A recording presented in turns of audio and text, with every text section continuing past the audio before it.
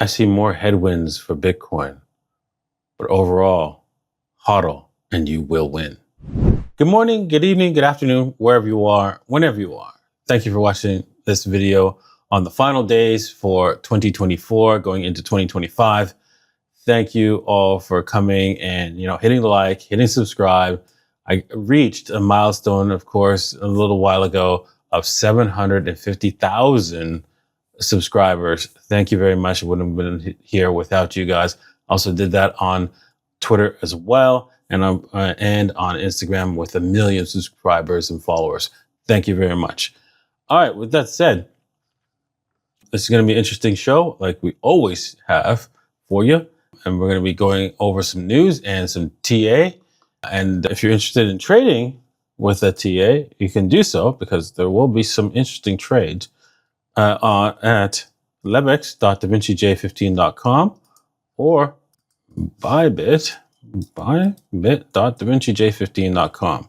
Links are in the description below. Okay, but you're going to need some ID because the hammer has come down. We'll talk about that in a minute in the news section. Okay, some bad news.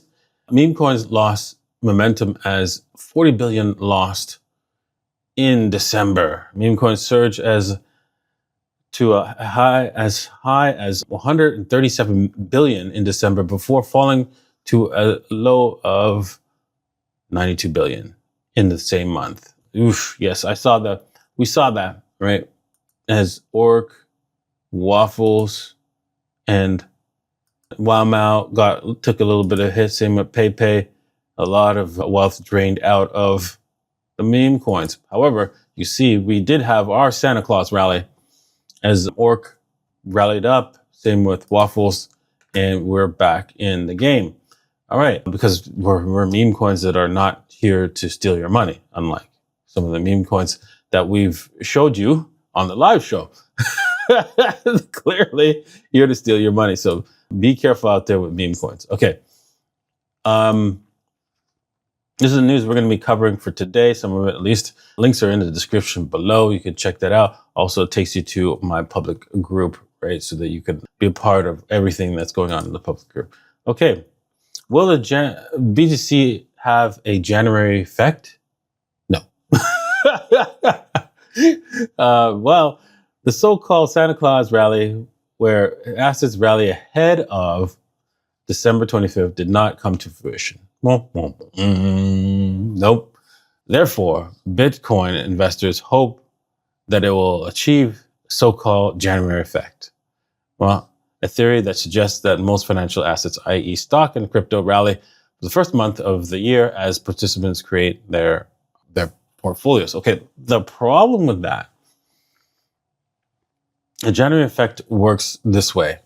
If your asset took a loss in the previous year, what tends to happen is people do what's called, they recognize the loss by selling the asset in December. So they say, oh man, I'm taking a loss here, so I'm selling this right now, and then I'm going to rebuy in January. That's what generally happens. It's called tax loss selling. Unfortunately, there's not a lot of losers in Bitcoin.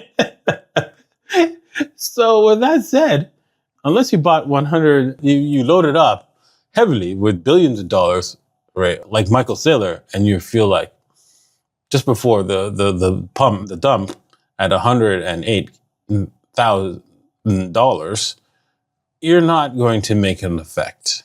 So with that said, January will be a red month, most likely. Could be just something different. Yes, that's possible. You have like slightly above. Odds are we're going to see a lot of red, and this we're going to have to accept it. Probably February will be the green month. Okay. MICA is here, starting December 30th. That's today. The EU groundbreaking crypto regulation takes effect. That means some of you who are watching right now are not going to see everything that's going on that I show you. right? MICA rules prevent me from showing you this. And right now, my German channel is being blocked. They can't see this. They're seeing only MICA rules. Now, that's because of MICA. And this is how it affects me as a crypto influencer. This is how it is. The government is telling you what you can and can't do. So this is why you need, ID from another jurisdiction. Without that, you are going to be subjected to your government's rule, right? They're going to tell you you can't buy crypto because you need to be poor so they could have slave force, right? That's what they want, right? They don't want you to actually, improve your life. So then you could actually, change the government, right? They want to deal with the corporations, right? Not with you, right? So that's why they love corporations. So do yourself a favor and get yourself some ID. Okay, moving on. Bitcoin whales quietly amass BTC using privacy transaction fueling speculation. Oh, wow. This is interesting, right? Bitcoin whales have been accumulating BTC through privacy transactions for more than 2 years, according to the CryptoQuant CEO and co-founder Ki Young Yu. Interesting. This indicates the rise in privacy transactions cannot solely be attributed to criminal activity. In 2024, 1.55 million BTC flowed into accumulated addresses, many associated with exchange-traded funds, MicroStrategy, and custodial wallets. Despite public disclosures from institutions like ETFs and corporate grants, the ownership of approximately 240,000 to 420,000 BTC remains unaccounted for. And it could be bigger than that, right? Because they're probably looking at bigger numbers, right? Super whales, right? And not just regular whales with 1 or 2 Bitcoin, right? So with that said, right? Yeah, it is clear Bitcoin has a long way to go. Even though we could see a negative result in the next little while, it's going higher. And Michael Saylor has put together a list of 60 Bitcoin holding companies, which are quietly stockpiling. And it's an interesting list, and you can see here, he posted on an X, right? MicroStrategy is number 1, right? But the top 22 has over 1,000 Bitcoin. How many do you have? I mean, looking at this list, and if you are watching this show and you have no Bitcoin, there'll be a day, right, where so many people, when I told them about Bitcoin when it was $1, said, "Oh man, I wish I bought that. I wish I did. I wish I got that when you said." So many, and you will be among them today. As of today, if you do nothing, right? You sit there and do nothing and do not buy some Bitcoin, even just $100, there will be a day, I guarantee it, they will be like, "Shoot, man, I thought it was too late, man. How was I supposed to know? How was I supposed to know?" The evidence is right here, right? Right here, right? They're not thinking it's too late because they're forward looking. You're backward looking, right? They look, "Oh, so how much higher can this thing go? Yeah, that's right. All these other people, all these other companies gonna need this. And if I get it before them, they don't have to buy it from me. See how logical they are? Well, you're not. All right. Sorry, I'm just upset. People who just don't see the writing on the wall, right? When it comes to Bitcoin, it is clear and absolute. Okay, let's take a look at the charts for today. Well, 10 minutes. I'm trying to keep it under 10 minutes, but you know how it is. I like to blather on a little bit. But anyways, with that said, let's move on to the charts. You can see this is not looking good. You can see Bitcoin was rising here and then failed, broke through this trend line, upward trend line, retested it, and it's failed again. So this means we have more downside. Looking at the heat maps here at Trading Different, right? tradingdifferent.davincij15.com. Links in the description below. You get 10% off this particular trading tool. You see it is clear we're going to 90K. 100%. Probably a little bit lower than that. I would set your, if you're going to be buying, I would set your buys, orders all below 90K and down all the way to as low as 87K here. Start buying all the way down. Now, I wouldn't, if you're going to do a low leverage buy, that would be smart. A 50% low leverage buy would be the smart thing until we see higher highs and higher lows.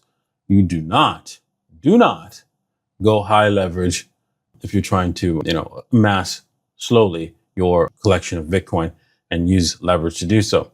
That's one way, right? I talked about it with my followers who watch the show live, and I mentioned this at the end of the show, how to best trade this. Now, there is a little bit of liquidity up at the top here at the 100K, so don't be surprised if we come down here and then quickly race back up to 100K and then come right back down to wipe out people once again, because that's what we've been doing for the last little while.